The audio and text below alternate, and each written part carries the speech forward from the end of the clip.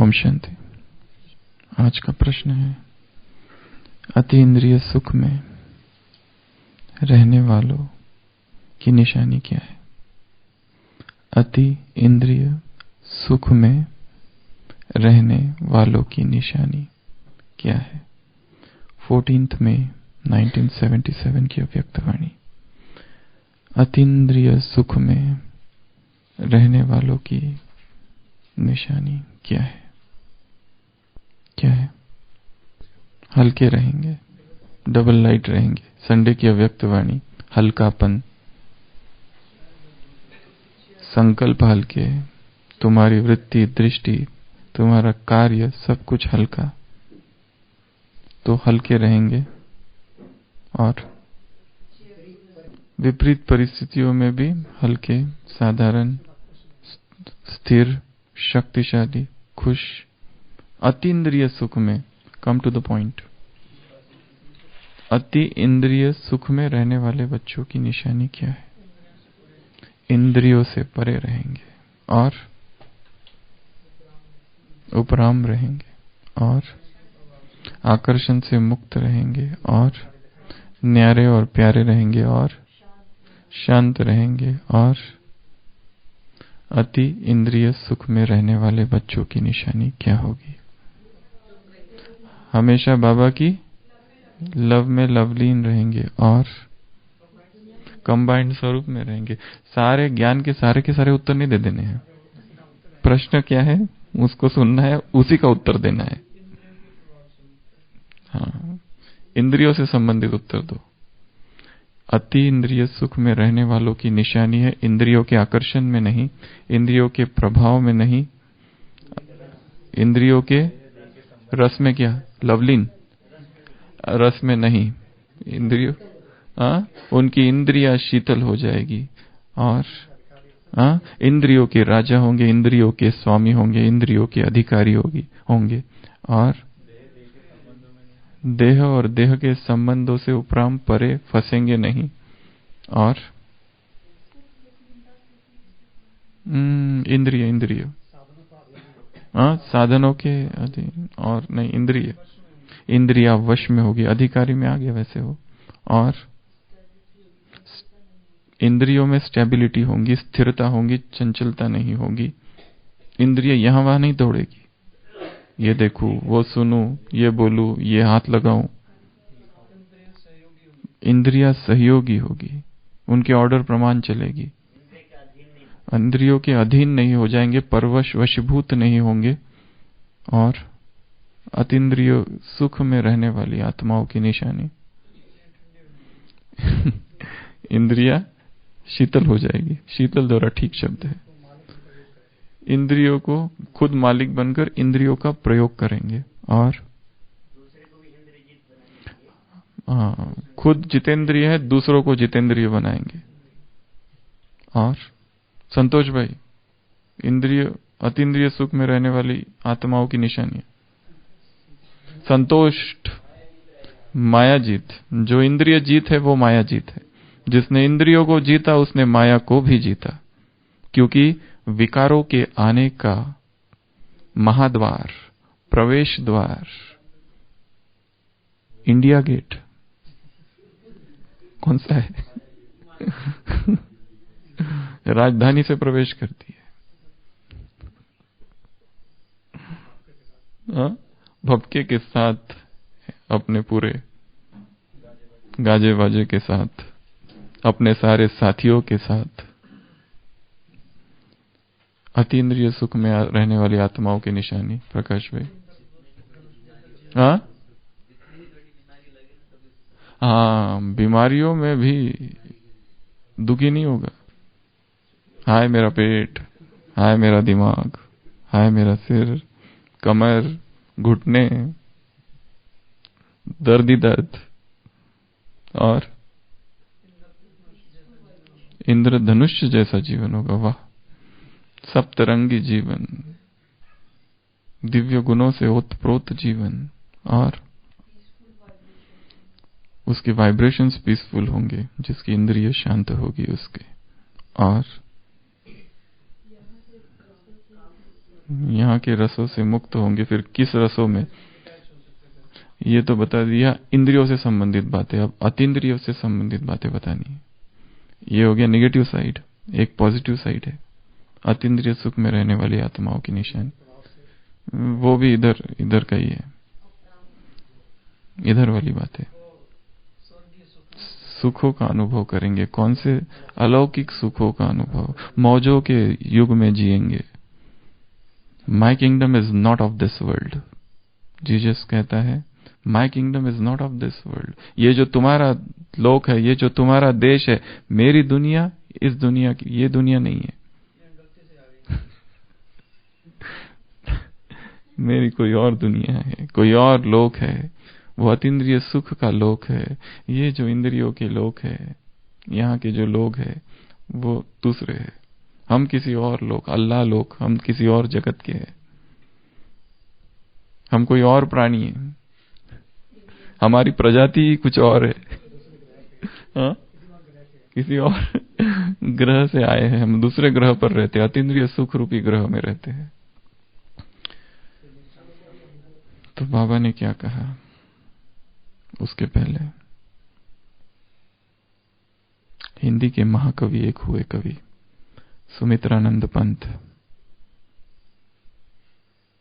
तप रे मधुर मन, लिखा है तप रे मधुर मन, विश्व वेदना में तप प्रतिपल, जग जीवन की ज्वाला में गल, बन अकलुष उज्जवल और कोमल, तप रे विधुर विधुर मन।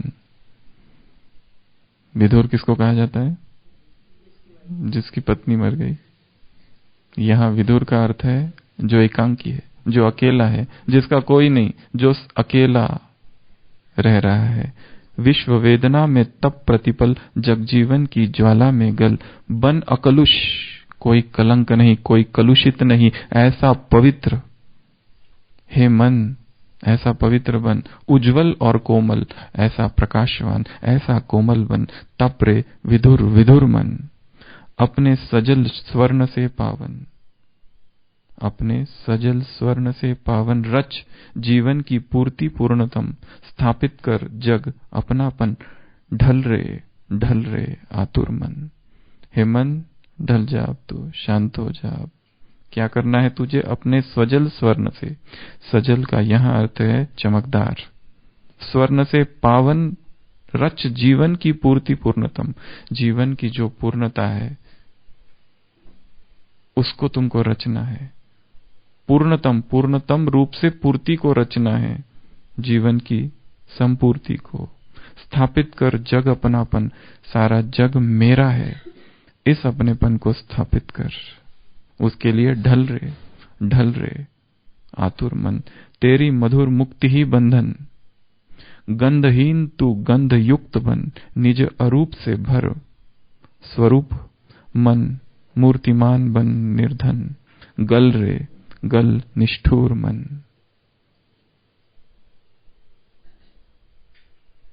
तप रे मधुर मन, जब तक मन तपे ना, जब तक मन गले ना, जब तक मन वो ढल न जाए, उसके अंदर का जो की अकड़ है, जो अहम है, वो ढलती नहीं। जब तक वो वासना है वो तप कर गिरती नहीं, गलती नहीं, तब तक तप कर। तो उत्तर में अब बाबा ने क्या कहा है? उत्तर है, अतीन्द्रिय सुख में रहने वाले कभी अल्पकाल के इंद्रियों के सुख की तरफ कभी भी आकर्षित नहीं होंगे। दो प्रकार के लोग हैं संसार में, एक इंद्रिय रसों में डूबे हुए और इंद्रिय रसों से परे। जो इंद्रिय रसों में डूबे हैं उन्हें भोगी कहा जाता है। जो इंद्रिय रसों से परे है उन्हें ही केवल ओनली वो योगी है। जिनका रस इंद्रियों में नहीं, जिनका रस, जिनका सुख इंद्रिय सुखों में नहीं, इंद्रिय सुखों से जो परे रहते हैं वह योगी। उदाहरण दिया है बाबा ने, जैसे भगवान जो है वो उदाहरणों में समझाता है। क्यों? इजी समझ में आता है। क्यों? समझ में आता है, क्योंकि हम इस जगत में रहते हैं। ज्ञान निराकार है, उसको कैसे समझाया जाए साकार में? उस ज्ञान इज एब्स्ट्रैक्ट। तो भगवान इधर के शब्द लेता है, यहां के उदाहरण लेता है, उसको अपनी खुंटी के रूप में प्रयोग कर अपने ज्ञान को टंगाता है, उदाहरणों को। नहीं तो कौन से पंख, पंख है क्या कोई आत्मा को? पंख लगाओ उमंगों के, पहाड़ विघ्न के आएंगे उसको क्रॉस करो, हाई जंप लगाओ। कौन सी हाई जंप, कौन सा कंगन, कौन सी की कुछ है? सब अदृश्य, कुछ भी नहीं है। पर वो यहां के उदाहरण देता है ताकि हमारी बुद्धि को समझे। तो बाबा ने उदाहरण दिया, जैसे कोई साहूकार रास्ते चलते अगर कोई चीज पर आकर्षित नहीं होगा क्योंकि वह संपन्न भरपूर है, इसी रीति से अतीन्द्रिय सुख में रहने वाला इंद्रियों को सुखों को ऐसे मानेगा जैसे जहर के समान है, विष। इंद्रिय सुख क्या है योगी के लिए? विष। और वो नहीं चाहता कि उसका जीवन विषाक्त हो जाए। पॉइजन है शरीर के सुखों में, चाहे वो कोई भी हो, वो स्वाद का ही सुख क्यों ना हो। फिर जिसने ब्राह्मण समाज को ऑक्टोपस ग्रिप में पकड़ के रखा है, ऑक्टोपस ग्रिप पता है? ऑक्टोपस नाम का प्राणी होता है जिसके 8 हाथ होते हैं, ऐसा पकड़ लेता है, जकड़ लेता है, पकड़ता नहीं है, जकड़ता है। तो जहर की तरफ आकर्षित होते हैं क्या? बाबा पूछ रहे हैं। कितना अच्छा जहर है, वाह स्वादिष्ट, मजा आ गया, ऐसा कोई कहता है? क्योंकि उसको पता है। एक व्यक्ति होता है जीवन से हार जाता है, थक जाता है, सोचता है बस अब खत्म करो, तो जहर पी लेता है, लेट जाता है। 1 घंटे बाद उठता है, अरे मैं मरा ही नहीं। गुस्से में आता है, दुकानदार के पास जाता है, तुमने ये कैसा जहर दिया? वो कहता मैं भी क्या करूं, आजकल जहर ही डुप्लीकेट आ रहे। तो जहर की तरफ आकर्षित होते हैं क्या? ऐसे इंद्रिय के सुख से सदा परे रहे। मेहनत नहीं करनी पड़ेगी, लेकिन नॉलेजफुल होने के कारण उनके सामने वह तुच्छ दिखाई देगी। संसार के सभी सुख तुच्छ है। संसार के इंद्रियों के सुख जहर है, मिट्टी है, कौड़ी तुल्य है, 2 कौड़ी के है, लाइक शेल्स। जो पाया है वो हीरा है, जो पाया है वो विराट है, उसके सामने ये नगण्य है, not worth Penney, worth pound पाया है। तो इसको हम कैसे पकड़ के रखेंगे? वो अपने आप छूटा जा रहा है, मेहनत नहीं करनी पड़ेगी। जब ये जान लोगे कि ये इंद्रिय सुख दुख देने वाले हैं। इंद्रियों सुखों ने आज तक किसी को सुखी नहीं किया। राजा ययाति की कहानी है, इतने सारे भोग करने के बाद में भी अतृप्त ही मरा। वो कभी भी तृप्त नहीं होते। खाओ खाओ खाओ, कितना खाओ? खाने से कोई तृप्त हुआ है क्या आज तक? वो तो और तृप्ति को और अतृप्ति को ही बढ़ाता है। और चाहिए और चाहिए और चाहिए। तो ये पहला भाग है उत्तर का। दूसरे भाग में बाबा कह रहे अगर चलते चलते इंद्रियों के सुख के तरफ आकर्षित होते हैं तो इससे क्या सिद्ध होता है? चलते चलते इंद्रिय सुख की तरफ, काम इंद्रियों के सुख, जिह्वा इंद्रियों के सुख, कर्ण इंद्रियों के सुख, आंख इंद्रिय के सुख, त्वचा, रूप रस स्पर्श शब्द गंध, पंचेंद्रिय, पंच रस है, रूप, रूप की तरफ आकर्षण, रूप को देखने की इच्छा है, रस जबान, रूप रस स्पर्श, हाथ लगाने की इच्छा है, हाथ लगा के देखो कैसा है, शब्द, शब्द सुनने की इच्छा है। वो गीत कहाँ है? बहुत अच्छा है वो फिल्म वाला गीत।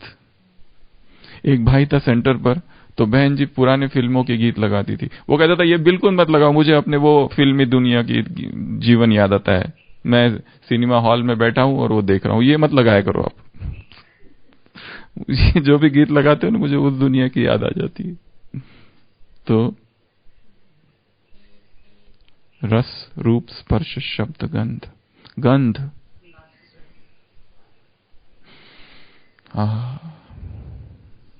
उसकी तरफ आकर्षण। तो बाबा कह रहे यदि चलते चलते, कहाँ चलते चलते? जीवन के मार्ग में चलते चलते इंद्रियों के तरफ आकर्षित होते, तो इससे सिद्ध होता है कि अतीन्द्रिय सुख की अनुभूति में कोई कमी है। इसका मतलब अमृत वेला पावरफुल नहीं हुआ है। इसका मतलब अमृत वेला बहुत कम समय हुआ है। इसका मतलब अमृत वेला अभी अभी बैठे और अभी भी 4:45 बज गए। इसका मतलब अमृत वेला अभी अभी झपकी लगते लगते निकल गया। इसका मतलब अमृत वेला बहुत ही सम आत्माभिमानी स्थिति रही और बहुत ही कम समय शरीर से परे चले गए। इसका मतलब अभी बहुत ही कम समय भगवान से अकेले में बात की। इसका मतलब अपने आप से बहुत समय कम बात की। इसका मतलब शरीर खींच रहा है।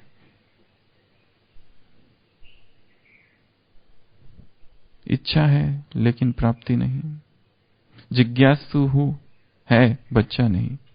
बच्चा अर्थात अधिकारी, जिज्ञासु अर्थात इच्छा रखने वाले। प्राप्त हो यह इच्छा नहीं लेकिन प्राप्त है, इस अधिकार की खुशी में रहने वाले। सदा इसी अति इंद्रिय सुख में रहो। हिंदी शब्दकोश, हिंदी डिक्शनरी अतीन्द्रिय सुख की डेफिनेशन, अतीन्द्रिय शब्द की परिभाषा देती है अतीन्द्रिय सुख की वह सुख जो इंद्रियों की सहायता के बगैर प्राप्त किया जाए। Supersensuous happiness is that happiness which is obtained without the help of senses. इंद्रिय के सहायता के बिना, मदद के बिना जो प्राप्त किया जाए वह सुख, पंचेंद्रियों से परे जो सुख है वह सुख, जिसमें शरीर नीचे रहा है और मैं आत्मा उस अतीन्द्रिय सुख के सागर में लहरा रही हूं, वह सुख। ये दूसरा भाग उत्तर का। तीसरा भाग है इंद्रियों के सुख का अनुभव कितने जन्मों से कर रहे हो? कितने जन्मों से?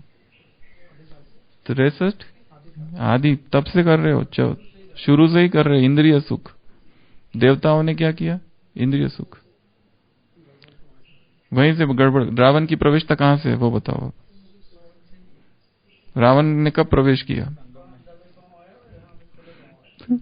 रावण की प्रवेशता तो उसी पहले दिन से है सृष्टि में, जब आत्मा ने आगमन किया। 100% से बैटरी धीरे धीरे वहीं से कम होना चालू हुई ना। तेजी से कम द्वापर से हुई, मालूम बाद में पड़ा। हाँ, डायग्नोसिस बाद में हुआ, पर उसकी प्रवेशता तो वहीं से हो गई। क्या प्राप्त हुआ? कमाया और गवाया। जब गवाना ही है तो फिर अभी भी उस तरफ आकर्षित क्यों होते हो? जब पता है इससे इतना नुकसान हुआ, जब पता है इससे दुर्गति हुई, जब पता है इससे अवनति हुई, जब पता है इससे आत्मा गिरी। ये जो गिरना है, क्यों गिरी आत्मा? इसी की वजह से। अतीन्द्रिय सुख की प्राप्ति का समय अभी भी थोड़ा है, या अभी नहीं तो कभी नहीं। इसका सौदा अभी नहीं किया तो फिर कभी नहीं कर सकेंगे। संडे की अव्यक्त वाणी आने वाली नहीं, जो गई। दूसरा भाग साधन और साधना। यज्ञ के स्थापना के समय दादियों ने कितना दिन तपस्या की? 14 वर्ष। हम 14 दिन तो करें तपस्या। कितना दिन माता जी? कम से कम 14 दिन। 14 दिन तपस्या, अर्थात तपस्या सच्ची साधना ही है, सच्ची तपस्या ही है बेहद का वैराग। 14 दिन तो वैराग में बिताए, 14 दिन तो बैठकर तपस्या करे। तो 14 दिन तपस्या अर्थात जिसमें मिनिमम कम से कम 4 घंटा नीचे बैठ के हो, जिसमें मिनिमम 2 घंटा मौन हो, जिसमें मिनिमम 4 घंटा डिजिटल डिटॉक्स हो, digital free zone, internet free zone. Internet free zone में बैठकर आत्मा तपस्या करे।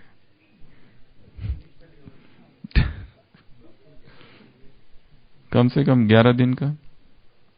आज 31 तारीख है।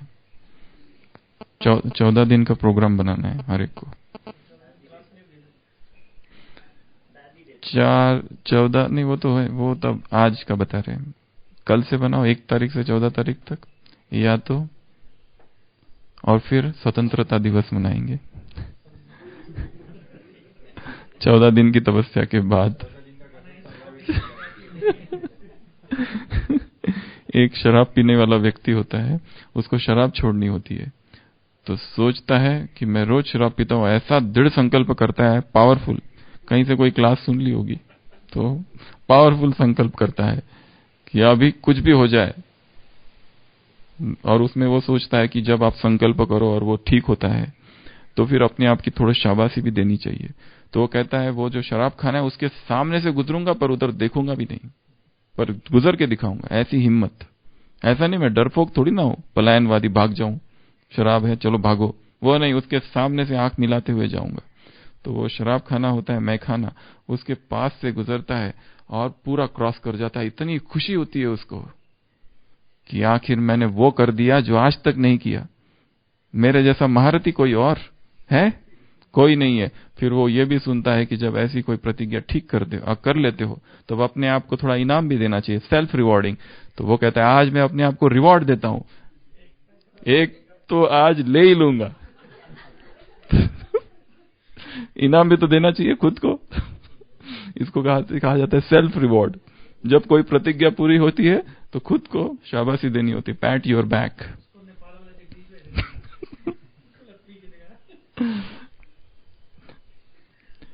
तो इसका सौदा अभी नहीं किया तो कभी किया, फिर भी सोचते रहते छोड़े नहीं छोड़े, छोड़ू क्या कि नहीं छोड़ू। प्रश्न है, वो शेक्सपियर का प्रश्न था, to be or not to be, that is the question. To be or not to be, that is the question. एक चित्र किसी ने भेजा था जिसमें शेक्सपियर को बाल नहीं थे, शेक्सपियर कंप्यूटर के बैठा हुआ है। To post or not to post, that is the question. Post करूं कि नहीं करूं? आज के युग का शेक्सपियर कहता है पोस्ट करूं कि नहीं करूं, that is the question. Confusion है मन में, हर जगह कंफ्यूजन। तो यहां पर भी बाबा कह रहे फिर सोचते रहते छोड़ू कि नहीं छोड़ू, और पाते हैं कि न छोड़ने के फायदे ज्यादा दिखाई देते। क्यों छोड़ू, चल ही तो रहा है, पुरुषार्थ भी चल रहा है, तपस्या भी चल रहा है, रात में टीवी देखो, सुबह अमृत वेला भी हो रहा है, ऐसा नहीं कि अमृत वेला छूट रहा है, तो क्यों छोड़ू। और इतनी इंफॉर्मेशन तो मिलती है। एक भाई कहता है ये सीरियल जो है ना, इसमें से बहुत अच्छे अच्छे पॉइंट्स मिलते हैं, फिर हम उसको भाषण में प्रयोग करते हैं। कौन से सीरियल से? वो डांस शो, कुछ कुछ अच्छा अच्छा चीजें बोल देते हैं बीच में वो लोग गलती से, तो वो हम नोट कर लेते हैं, पर वो अच्छी एक पॉइंट के लिए 1 घंटा देखना पड़ता है, तब कहीं मिलती है एक हाथ पॉइंट। मुरलिया ऐसे ही पॉइंट से, इससे कई गुना अधिक शक्तिशाली पॉइंट से भरी हुई है, पर वहां कुछ भी दिखाई नहीं दे रहा है, वहां ज्यादा दिखाई दे रहा है। कीचड़ में कमल, यहाँ कमल ही कमल है।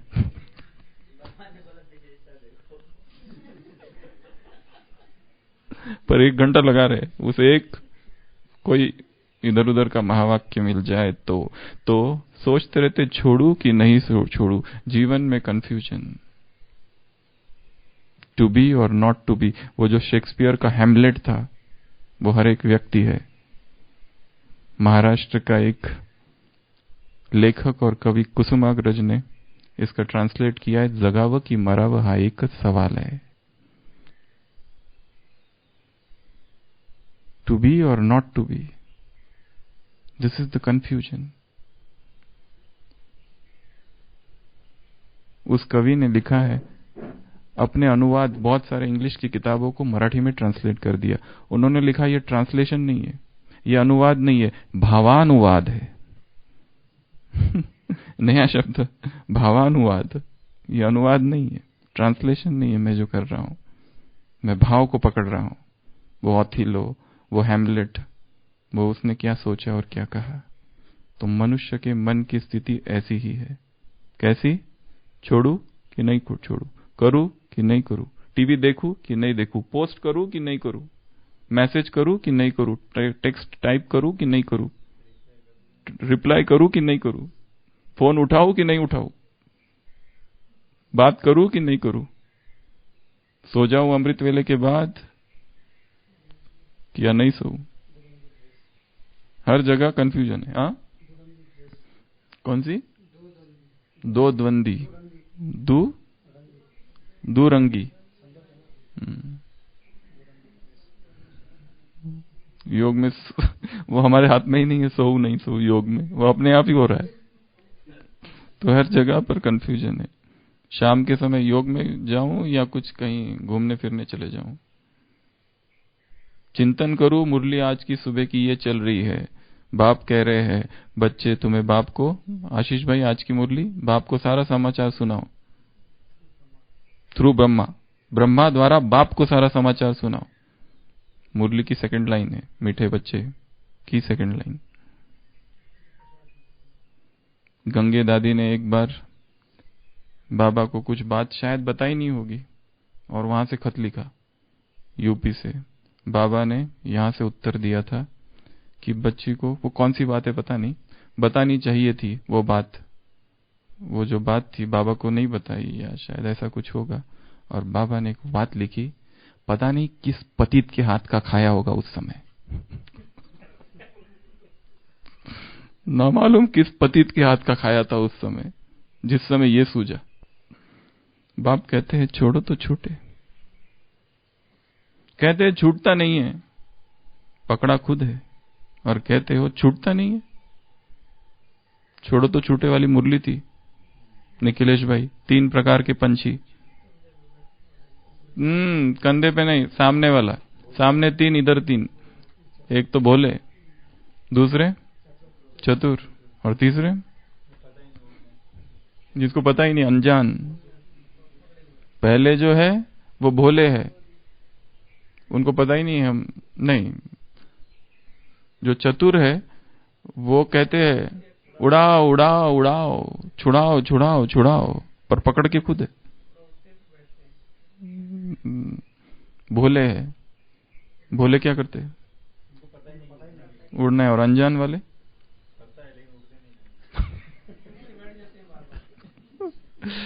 वापस पढ़ना पड़ेगा मुरली 3 प्रकार कौन कौन से है।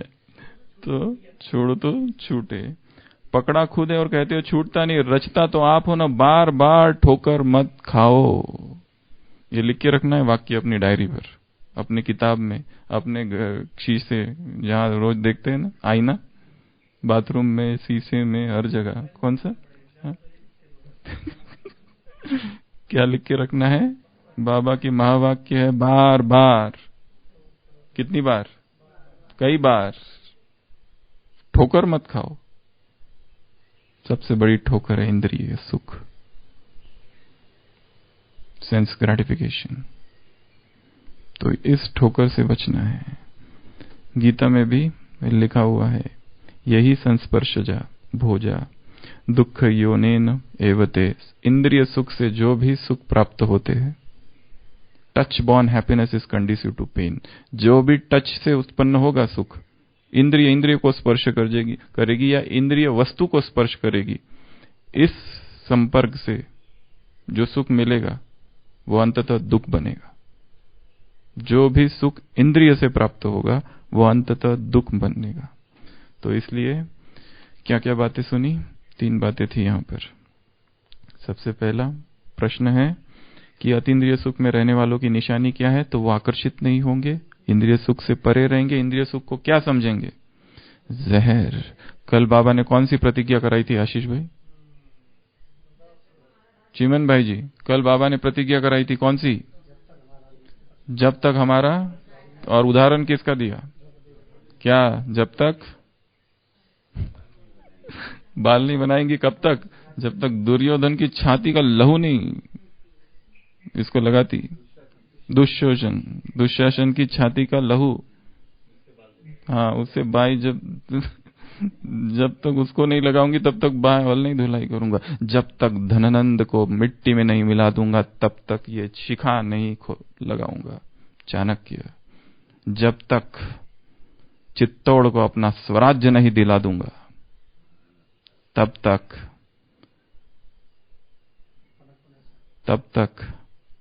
शैया पर शयन नहीं करूंगा, तब तक किसी भी पात्र में भोजन नहीं खाऊंगा, जब तक चित्तौड़ को स्वराज नहीं दिला दूंगा। ये प्रतिज्ञा है आत्माओं की, महाराणा प्रताप की। तो ऐसी भीष्म, आजन्म अविवाहित रहूंगा, वंशहीन रहूंगा, वंशहीन जीऊंगा, ये मेरी अखंड प्रतिज्ञा है। भीष्म प्रतिज्ञा। और जिस एक्टर ने ये काम किया वो खुद भी अविवाहित रहा जीवन भर, अब तक भी, अभी भी अविवाहित है। ये प्रतिज्ञा का उसके जीवन पर प्रभाव पड़ गया।